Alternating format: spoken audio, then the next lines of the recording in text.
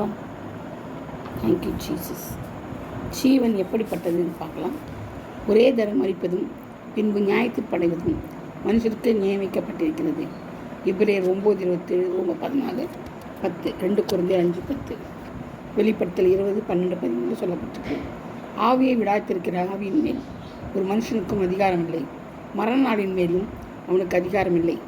அந்த போருக்கு நீங்கி போவதும் இல்லை. துன்மார்க்கரை துன்மார்க்கம் விடுவிக்கவும் மாட்டாது. பிரசங்கி 8:8. அது மச்சங்கள் கொடிய வலையில் அகப்படுவது போலவும் குருவிகள் கண்ணீர் பிடிப்படுவது போலவும் சடுதியின் ஆபத்தில் அகப்படுவார்கள். பிரசங்கி 9:12. அது நிலையற்றது. சங்கீதம் 89:17. நம்ம இப்போ ஜீவனை பற்றி பார்த்துட்ருக்கோம். அது சேர்க்கக்கூடாதபடிக்கு தரையிலே சுவருகிற தண்ணீரை போல் இருக்கிறது. 2 சாமுவேல் 14:14. அது வெள்ளம் போல் வாரிக்கொண்டு போகப்படுகிறது. சங்கீதம் 90:5. அது சூன்யமாகவும் மாயை போலவும் இருக்கிறது. ஏசாயா 40:17-23. அது காற்றை போடும் மேகத்தை போடும் பறந்து போகிறது. யோவான் 7:7-9. அது மாயையிலும் லேசாக இருக்கிறது. சங்கீதம் 62:9, 49:10-13. அது புல்லை போலவும் புல்லின் பூவை போலவும் உலர்ந்து உதிர்ந்து போகிறது. 1 பேதுரு 1:24, யாக்கோபு 1:10-11, ஏசாயா 40:6-8. அது காலையில் முளைத்து பூத்து மாலையில் அறுப்புண்டு உலர்ந்து போகிற பூவை போல் இருக்கிறது. சங்கீதம் 90:6, யோபு 14:2. நம்ம இதெல்லாம் பார்க்குறது ஜீவன் எப்படி இருக்குதுன்னு பார்க்குறோம். ஜீவன் எப்படிப்பட்டது? அது நெய்கிறவன் எரிகிற நாடாவிலும் தீவிரமாய் ஓடுகிறது. யோபு 7:6. அது பாவிலிருந்து நூல் அறுக்கப்படுவது போன்றது. ஏசாயா 38:12. அது சாய்ந்து போகிற நிழலை போல் இருக்கிறது. சங்கீதம் 102:11, 144:4, யோபு 8:9. அது கொஞ்சங்காலம் தோன்றி பின்பு தோன்றாமற் போகிற புகையை போல் இருக்கிறது. யாக்கோபு 4:14. அது நித்திரைக்கு ஒத்திருக்கிறது. சங்கீதம் 95. அது சொப்பனத்தை போல் ஒழிகிறது. சங்கீதம் 78:20. அது மேய்ப்பனுடைய குடாரத்தை போல் பெயர்ந்து போகிறது. ஏசாயா 38:12. அது 4 விரற்கடைகளாக அளவாக இருக்கிறது. சங்கீதம் 39:4-5.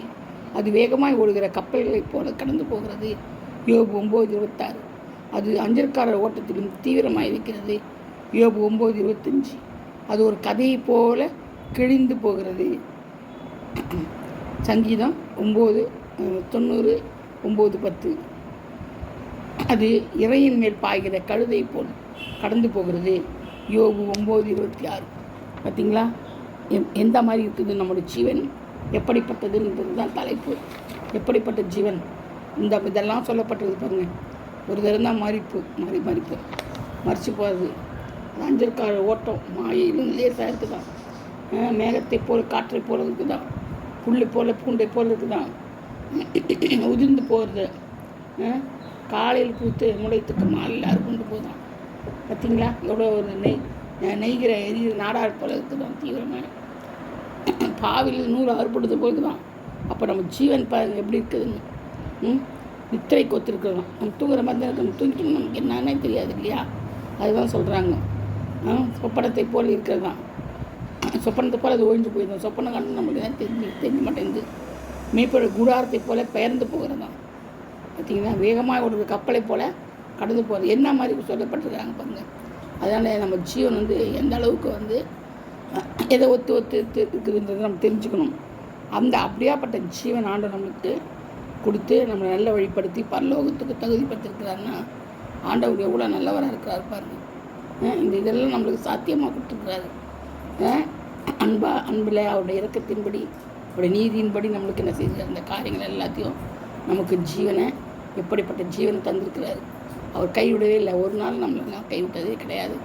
கைவிடவும் மாட்டார். இனியும் என்ன செய்ய மாட்டார்? நம்மளை கைவிட மாட்டார். இந்த ஜீவன் யார்கிட்ட இருக்குது? அவருடைய கரத்தில் இருக்குது. அதனால தான் இவ்வளோ திட்டவட்டமாக கரெக்டாக சொல்கிறாரு. இதெல்லாம் என்னது? அவரால் சொல்லப்பட்டது தானே. அதனால அவருக்கு எல்லாமே தெரியும். நம்ம அதுக்கேற்றபடி நம்ம செய்யணும். கர்த்தரை ஒத்து அவருக்கேற்ற வழியில் நடந்து அவர் பிரியத்தின்படி நடந்து அவர் சித்தத்தை செய்து பரலோக ராஜ்யத்துக்கு நம்ம என்ன செய்வோம்? போய் சேருவோம். கர்த்தர் இந்த வாசனங்களை ஆசீர்வதிப்பாராக. ஆமென்.